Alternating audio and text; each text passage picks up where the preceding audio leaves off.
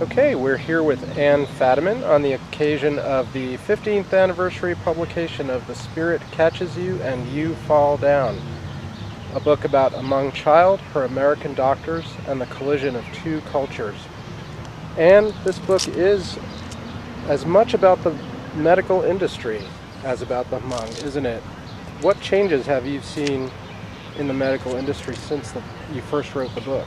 That's a loaded question, Eric. By calling it an industry, you make it sound as if the people in the hospital in Merced are making cars, American cars that don't work very well, instead of trying to heal bodies. The medical system has indeed changed. I was actually just in Merced a couple of days ago, and I saw the new hospital. And their interpreters are terrific. They have amazing training programs. They let shamans in to do healing ceremonies right in the emergency room. Things have changed enormously on the larger scale. Medical students now take classes in cultural competency. There's a legal mandate for medical interpreting everywhere. So things have really improved, but that doesn't mean that there isn't still room for improvement. There's still enormous cross-cultural gulfs in medical care. Right. And now in the afterword to the book, the new afterword, you make the kind of startling pronouncement that if you had to write this book today, you probably wouldn't do it. Well, I couldn't do it. I don't know, whether it was good or bad luck, I'm not sure, but let's say it was good luck. I had the luck to do my research during a time when it was at least theoretically possible to read just about everything relevant that had been written about the Hmong up to that time. It took me about 4 years to do it. Now it would take a lifetime.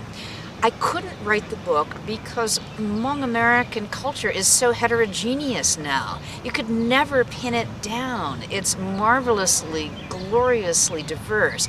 So you could never start a sentence with the words, "the Hmong are." Right.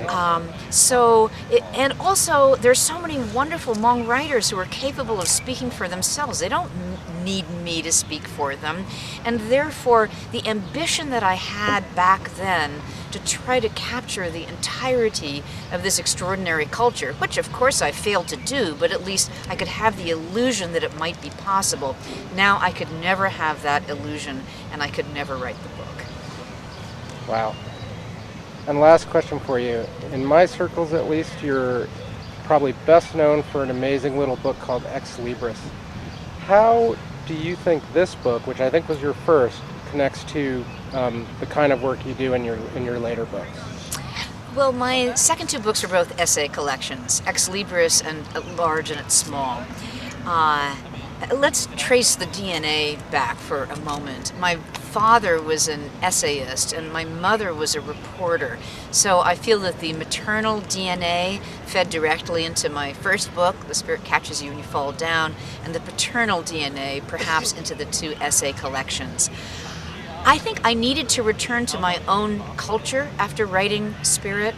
I was exhausted. It was like being in the Peace Corps for 8 years. I needed to come back and write about Western literature. I needed to write about ideas and people and books with which I was familiar. I needed to come home. So I think that Spirit was what I needed at that time when I was a young writer and needed to stop looking at myself in the bathroom mirror and meet people completely different from me. And then the essay collections were a way of reestablishing my own intellectual identity.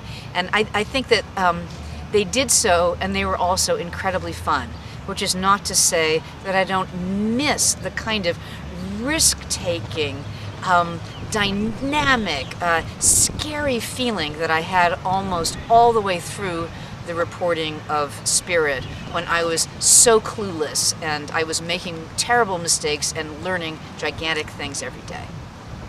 Wonderful. Well, they're a lot of fun to read. Thank you. Thank you.